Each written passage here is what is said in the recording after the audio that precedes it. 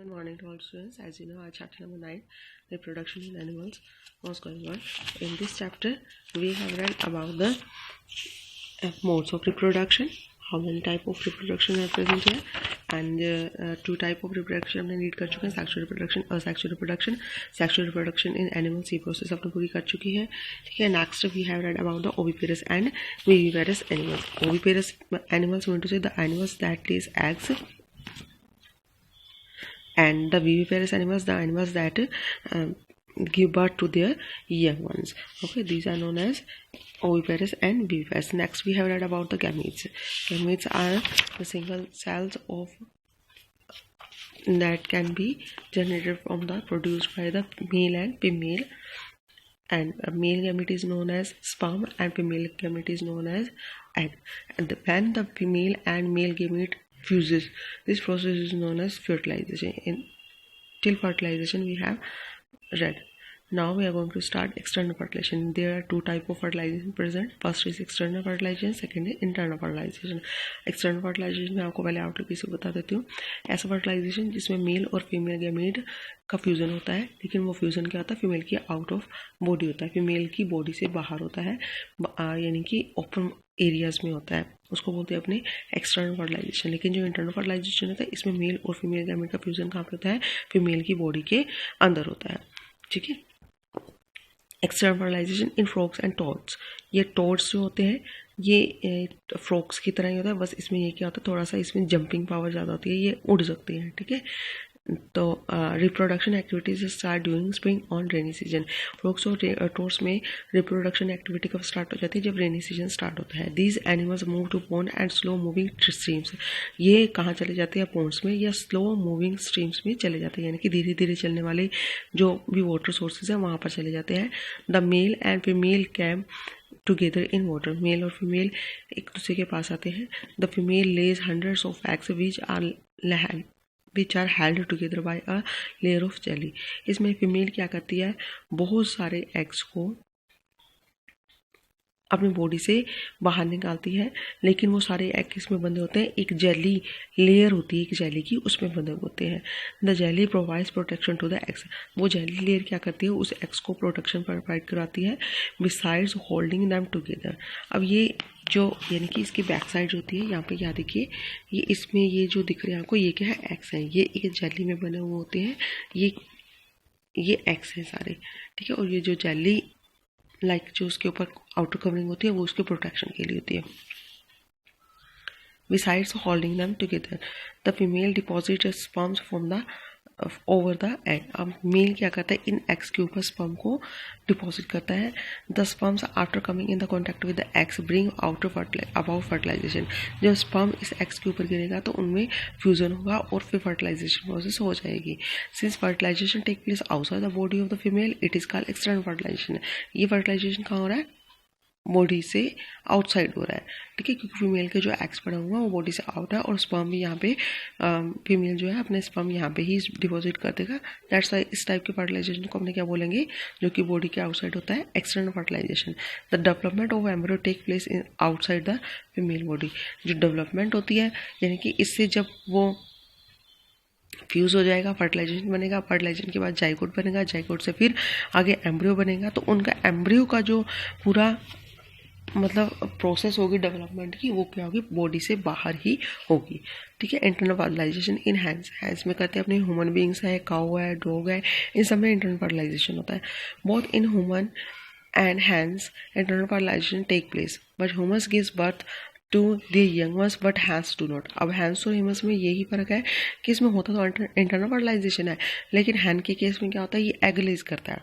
ठीक है. और जो बॉडी एम्ब्रियो की डेवलपमेंट होती है वो बॉडी से आउटसाइड होती है, लेकिन ह्यूमन के केस में क्या होता है, फर्टिलाइजेशन में इंटरनल होता है, और जो बॉडी की बेबी की जो डेवलपमेंट होती है, एम्ब्रियो की डेवलपमेंट होती है, वो भी बॉडी के इनसाइड होती है. After fertilization the hands produces chicks as there young ones. Hands क्या करती है, अपने जैसे यंग वंस को ही प्रोड्यूस करती है, क्योंकि वो एग लेज करती है, और एग के बाद जो एग जब हैच होता है तो उसमें से क्या निकलता है, उसके जैसा ही एक यंग वन निकल जाता है. After fertilization the the zygote divides rapidly, यानी कि जब फर्टिलाइजेशन होता है तो जाइगोट क्या होता है, बहुत तेज़ी से डिवाइड करने लगता है. At the same time protective layer are formed around the embryo. जब वो डेवलप कर रहा होता है, डिवाइड कर रहा होता है, तो उस एम्ब्रियो के चारों तरफ क्या होता है, एक प्रोटेक्टिंग लेयर बन जाती है. ठीक है. The development of the chick take place inside the egg shell. जो वो प्रोटेक्टिव शेल होता है उसी को ही अपने क्या बोलते हैं, प्रोटेक्टिव लेयर जो होती है उसको अपने हार्ड शेल के रूप में अपने देख सकते हैं. In form of developing embryo. The development of chick take place inside the egg shell and it is about 3 weeks. 3 weeks के लिए ये जो यंग वन होता है वो उस एग शेल के अंदर रहता है और उसका डेवलपमेंट वहीं होता रहता है. You must have seen a hen sitting on the egg. आपने कभी देखा होगा कि एक जो एग है वो है एक जो हैन होती है वो एग के ऊपर बैठी हुई होती है. This sitting of a hen on the egg is to provide warmth to the egg. ये जो हैन एग के ऊपर बैठती है ये इसीलिए बैठती है ताकि वो उसको थोड़ी हीट प्रोवाइड करवा सके, गर्मी प्रोवाइड करवा सके. As soon as the chick is developed it comes out the bursting open the egg shell. जैसे ही जो चिक डेवलप हो जाता है वो जल्दी ही अपने शेल को तोड़ करके बाहर निकल जाता है. Next is sexual reproduction in humans. अगर अब अपने करेंगे सेक्सुअल रिप्रोडक्शन ह्यूमंस में. Reproduction in human beings is sexual reproduction. जो ह्यूमन बींग्स में जो रिप्रोडक्शन होता है वो सेक्सुअल रिप्रोडक्शन होता है. सेक्सुअल मीन टू से एक गैमेट मेल से मिलेगा और एक गैमेट कहाँ से मिलेगा, फीमेल गैमेट से, फीमेल से. The male and female gametes produces by the reproductive organs, and in humans the male and female sex are separated. The male and female sex organ are located in 2 different individuals. जो male reproductive organ होता है वो mail में present होगा और जो female reproductive organ होता है वो फीमेल में प्रेजेंट होता है. The male individuals are boys. जो मेल इंडिविजुअल्स है उसको अपने बॉयज बोलते हैं. And there the female individuals the girls. जो फीमेल इंडिविजुअल्स होती हैं वो क्या है, गर्ल्स या वीमेंस होती हैं. Human being are unisexual.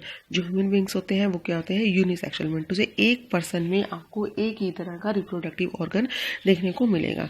Fertilisation in case of human beings is internal. अगर अपनी ह्यूमंस की बात करें तो ह्यूमंस में जो फर्टिलाइजेशन होता है वो इंटरनल फर्टिलाइजेशन होता है, यानी कि जो फर्टिलाइजेशन की प्रोसेस होती है वो बॉडी के इनसाइड होती है. Main reproductive organs. अब अपने इसको क्लियरली देखेंगे कि रिप्रोडक्टिव पार्ट में कौन कौन से ऑर्गन्स हैं. First is male reproductive organ. अब इसमें देखेंगे अपने कि फर्स्ट है टेस्टिस. ओके. सेकंड इसमें आ जाएगा,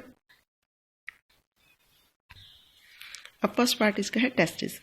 there is a pair of testis that produces a male sex और फीमेल और मेल गैमेट्स.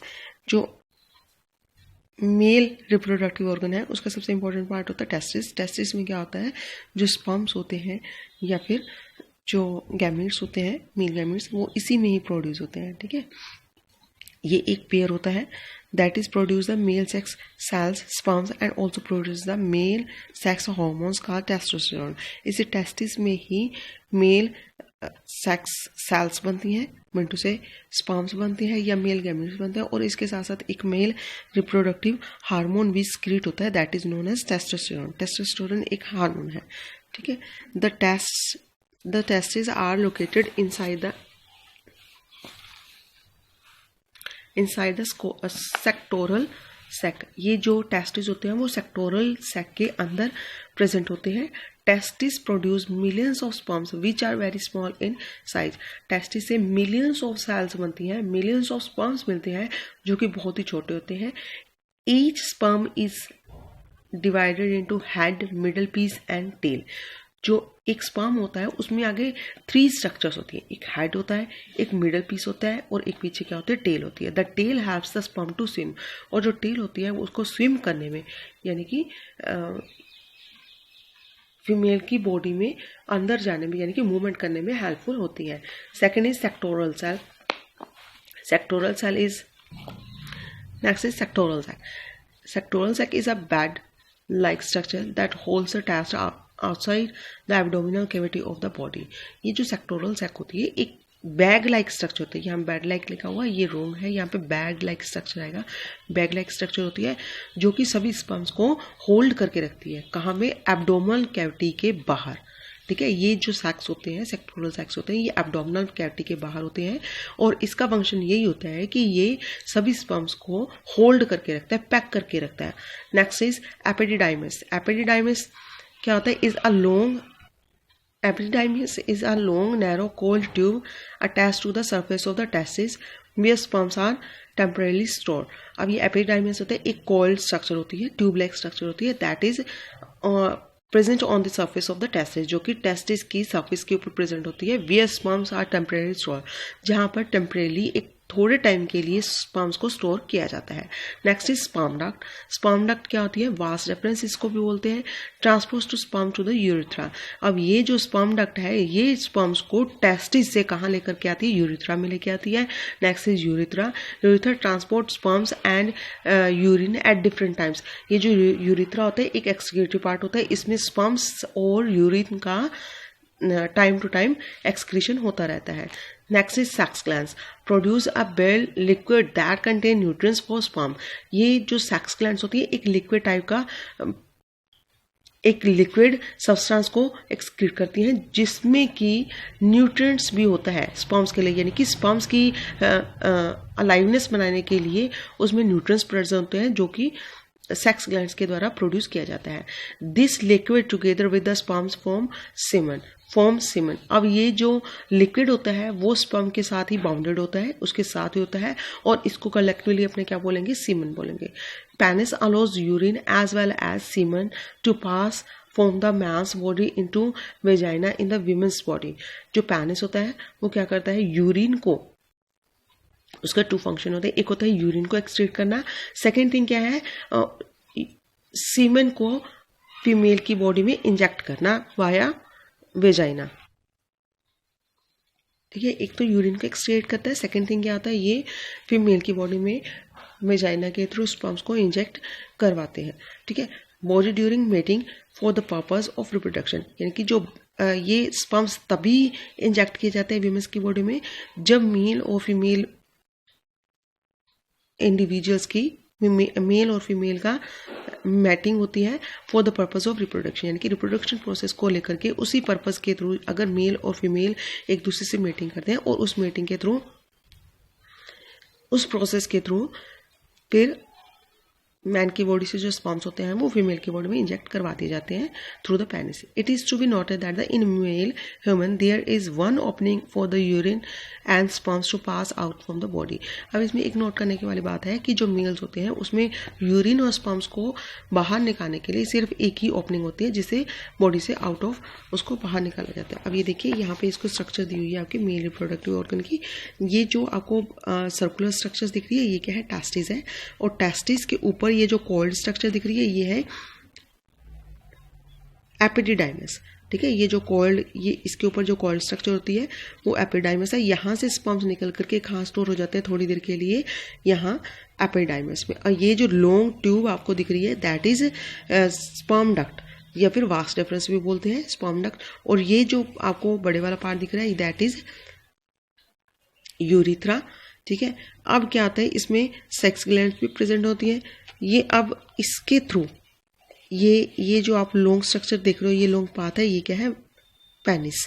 ठीक है, और यहाँ पे ये जो ओपनिंग होती है, अब ये पेनिस की ओपनिंग है, यहाँ से जो स्पर्म्स होते हैं वो एक्सक्रीट कर दिए जाते हैं। यहाँ पे स्पर्म बनेंगे, एपिडिडाइमिस में थोड़े टाइम के लिए स्टोर होंगे, फिर इस वास डेफरेंस या स्पर्म डक्ट के थ्रू यहाँ पे यूरिथ्रा में आ जाता है और यूरिथ्रा से फिर आगे इसको स्पर्म के थ्रू एक्सक्रीटी यानी कि स्पर्म के थ्रू इसको बॉडी से एक्सक्रीट कर जाता है या इंजेक्ट कर जाता है फीमेल की बॉडी में। Okay students, this is all about your male reproductive organ, and in next class we will read about the female reproductive organ. Okay, thank you.